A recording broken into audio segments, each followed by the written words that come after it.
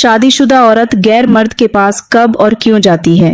आइए जानते हैं कि ऐसे कौन सी वजह होती है कि शादीशुदा औरत गैर मर्द के पास मजबूरन जाती है। प्यारे दोस्तों, कभी कभी हमारी छोटी गलतियां हमारे बसे हुए घर को उजाड़ देती हैं। हम इस बात को भूल जाते हैं कि हमारे घर में जो कुछ गलत हो रहा है, कहीं उसके जिम्मेदार हम खुद तो नहीं हैं। एक रात मियां बीवी सो रहे थे तो बीवी अचानक बिस्तर से गायब हो गई। जब उसके शौहर ने देखा तो वह किसी गैर मर्द के साथ दूसरे कमरे में सो रही थी। कमरे में चीखने और चिल्लाने की आवाजें आ रही थीं, तो शौहर का दिल घबराने लगा। जब शौहर ने खिड़की से देखा तो उसकी बीवी किसी दूसरे मर्द के साथ गलत काम कर रही थी। जैसे ही बीवी की नजर शौहर पर पड़ी, वह गैर मर्द खिड़की से भाग गया। फिर उसने अपनी बीवी से पूछा, आपने दूसरे मर्द के साथ हमबिस्तरी क्यों की?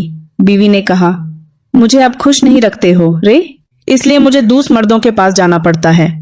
जब आप काम से आते हो तो आप आराम से सो जाते हो और आपको मेरी गर्मी का ख्याल ही नहीं आता है।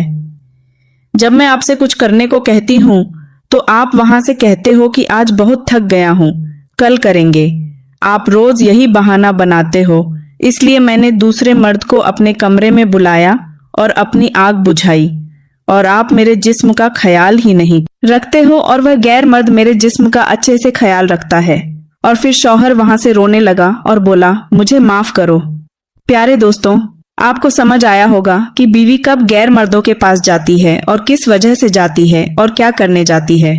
अपनी बीवी का ख्याल रखो और उनसे हमबिस्तरी किया करो। अगर आप अपनी बीवी के साथ अच्छे से रहोगे तो वह कभी नहीं गैर मर्द के पास जाएगी। मुझे उम्मीद है कि आपको आज का वीडियो बहुत पसंद आया होगा।